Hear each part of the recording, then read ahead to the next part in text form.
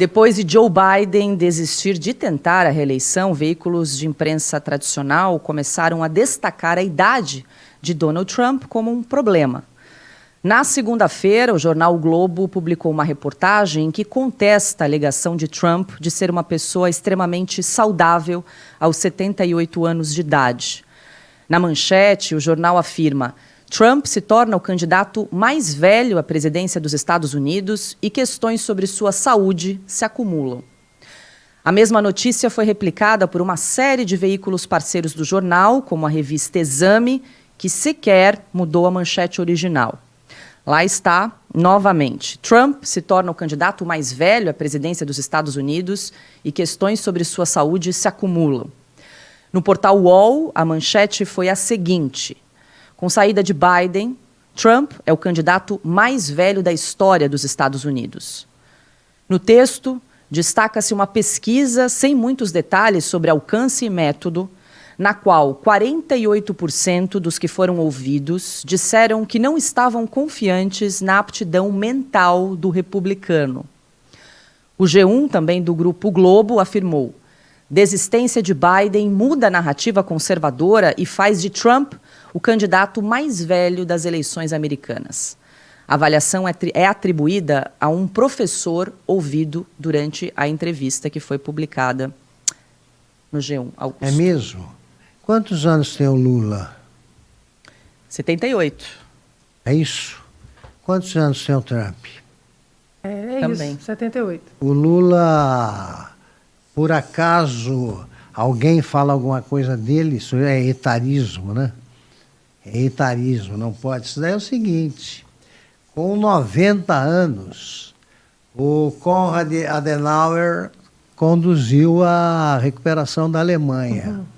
Você precisa ver o estado da pessoa e não necessariamente a idade. Não necessariamente a idade. O Trump, que tem quase a idade do Biden, por que você viu aquele abismo num debate? É pelos gestos, é pelo que você vê. Aliás, um jornal aí fez até um bom serviço, o Jornal da Velha Imprensa. Entrevistou os prefeitos com mais de 85 anos aí, que tem pelo Brasil. Você tem casos ali de extrema lucidez e boa forma física. O problema não é a idade, é o cara que com aquela idade apresenta sintomas que mostram que ele não tem condições de governar. Ponto. Ponto. Senão você tem... Isso vale para qualquer profissão. Qualquer profissão. Eu vejo os meus contemporâneos aí como é que estão. Eu me acho bem melhor que eles, não tenho a menor dúvida. Não é grande coisa, não, porque minha geração não é lá atlética, digamos assim. Mas você mantém a lucidez aí. O Tancredo Neves conduziu a trajetória do Brasil, desenhou a trajetória que o Brasil seguiu para regressar ao regime democrático. Só ele podia fazer isso. E era considerado um velho na época, 70 e tantos anos. Ali a expectativa de vida cresceu. O problema do Biden é que ele não tem condições de governar. Aquilo não é voz de quem está... não é o que ele dizia... O que ele diz mostra que ele não está bem. Os gestos que ele fazia, o pessoal anda numa direção, vai para outra, está todo mundo errado, ou o cara está com problemas. Ou ele é o único lúcido. Então isso é uma bobagem. Se o Trump não estiver bem, veremos nos debates. Agora, você quer excluir a pessoa pela idade, então o Lula, que já nasceu com a cabeça em 1812... já estaria com 300 anos, a idade medida em séculos. Isso não é bobagem. É bobagem. Vamos ver como cada um se comporta. Vamos ver como cada um se comporta, porque o Paulo Maluf dizia que o Tancredo era velho, e esse aí é um moleque. O moleque pegou, o velho não. O Trump, ele está muito bem. Eu acho que ele não está diferente, não vejo grandes diferenças entre o Trump de agora e da campanha eleitoral passada. É ele. O Biden, a gente confronta com um vídeo que mostra ele há alguns anos aí atrás, 10 anos, que é impressionante a queda. Totalmente. Os Estados Unidos estão sem presidente. A vice em campanha e um homem que não tem condições de ser candidato, não tem condições de dirigir o país. Agora, esses mesmos analistas, né, que descobriram agora o problema da idade do Trump, esses vêm com naturalidade a conversa fiada do Lula em torno da reeleição. Porque acreditam que o Lula se sente com 30 e com tesão de 20. Tá bom. A Janja é a prova. O Ana, inspirado no Joe Biden, teve até um deputado aqui, o José Nelton, do PP de Goiás, que propôs uma PEC, né, para barrar candidaturas a cargos do Poder Executivo para pessoas com mais de 80 anos. Mas a questão, como bem disse o Augusto, não é a idade, né, a capacidade cognitiva de assumir um cargo, assumir uma liderança. Não, até porque você vê o Trump em campanha, e eu já vi vários discursos do Trump ao vivo, ele tem ali o teleprompter na frente dele. Dizem que o discurso dele de teleprompter é 1h20, mais ou menos. Ele fala por 2 horas. Ele tem uma energia que é impressionante. Agora, sábado, né, ele estava em mais um discurso e falou, e tem aquela energia. Então, o que essa imprensa faz hoje, eu confesso que antes a gente ficava com raiva, né? Não é possível. Agora eu dou risada. É engraçado. Eu dou risada porque o que a imprensa fala para você é: não acredite nos seus olhos.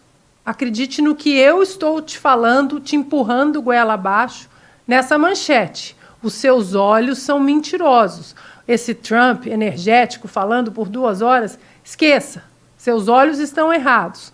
Basicamente é isso que a imprensa está falando. Agora, se pegarmos um debate de 1984, Ronald Reagan e Walter Mondale. Reagan tinha, então, 73 anos, ele era velho, não consegue governar. Naquela eleição, Reagan ganhou em 49 dos 50 estados. E aí, num debate, o âncora ali do debate perguntou: mas, presidente, o senhor não acha que a idade é um fator para o senhor? E o Reagan, que tinha um humor, né, e umas tiradas muito clássicas, ele disse: olha, eu não vou fazer do fator idade um ponto predominante nessa eleição. Eu não vou falar da inexperiência absoluta do meu oponente, de como ele é jovem e inexperiente para governar os Estados Unidos. E a Kamala Harris, ela é basicamente isso. Ela não tem experiência nenhuma no Poder Executivo e em políticas públicas. Uma linha a mais para completar, para fazer uma advertência aí aos comentaristas da Globo News e da Globo e aos filhos do Roberto Marinho, que eu conheço. Roberto Marinho comunicou aos irmãos que faria a TV Globo do nada quando ele tinha 66 anos. A última entrevista que eu fiz com o Roberto Marinho, ele dirigia a Globo com muita competência aos 90 anos. Então é bom que o pessoal, que os descendentes do Roberto Marinho prestem atenção para ver se não se trata de uma ofensa ao pai. Deixa eu jogar rapidamente para o Silvio para a gente fechar a questão. O Paulo, só queria fazer um complemento que a gente trouxe no programa de ontem, mas eu acho que vale a pena insistir. A edição 224 da Revista Oeste, que tem na capa o Rei está nu, uma reportagem que trata do ministro Alexandre de Moraes, mas que José Roberto Guzzo abre a reportagem falando de Trump. E se a gente puder exibir aqui, eu vou ler só as 2 primeiras frases. Há 4 anos, o presidente Joe Biden, canonizado aos 80 anos de idade como o novo santo padroeiro da esquerda universal, é o maior caso de rei nu que já se viu na vida política dos Estados Unidos. Estava pelado na frente de todo mundo, e a cada vez que aparecia em público, ficava claro, até para uma criança de 10 anos de idade, que o seu equipamento neurológico não estava mais batendo direito. Então, é só isso que se trata. O Augusto acabou de resumir isso de uma forma muito feliz. Não é a idade, é o equipamento neurológico. E todo mundo estava acompanhando que o Joe Biden não está bem. Ele não vem bem há muito tempo. Agora, a pergunta que fica é, se ele não está bem para se candidatar à reeleição, ele está bem para continuar presidindo a maior nação do planeta? Para continuar presidindo os Estados Unidos da América? É óbvio que não. É claro que não. Mas quem o sustenta lá? Quem o sustenta lá é a mídia progressista, woke, é a agenda George Soros, é tudo isso que sustenta o Joe Biden. E que agora, diante de uma perspectiva de derrota, porque o Biden desistiu de perder a eleição. Essa eleição já estava resolvida. Ele desistiu de perder. Eles estão apostando numa agenda muito mais radical, que é a Kamala Harris. A Kamala Harris é a agenda Black Lives Matter, é a agenda da transgender, né, que é a agenda da LGBT para mais, né, que é a agenda... eu não quero nem me exceder aqui, porque hoje em dia a gente tem que tomar cuidado. Mas ela defende tudo isso que hoje a gente tem que tomar cuidado, porque a patrulha nos proíbe de dizer. Então eles estão apostando em algo muito mais radical. Essa é a aposta, é a polarização extrema. Então quem é que está puxando a queda de braço? É a esquerda, apoiada pela mídia americana, pelo New York Times. Basta ler o New York Times ontem, por exemplo. Basta ler o Washington Post hoje, por exemplo. Leiam os editoriais desses dois jornais, o de ontem e o de hoje, e vocês vão entender o que eu estou falando. É uma agenda muito mais perigosa.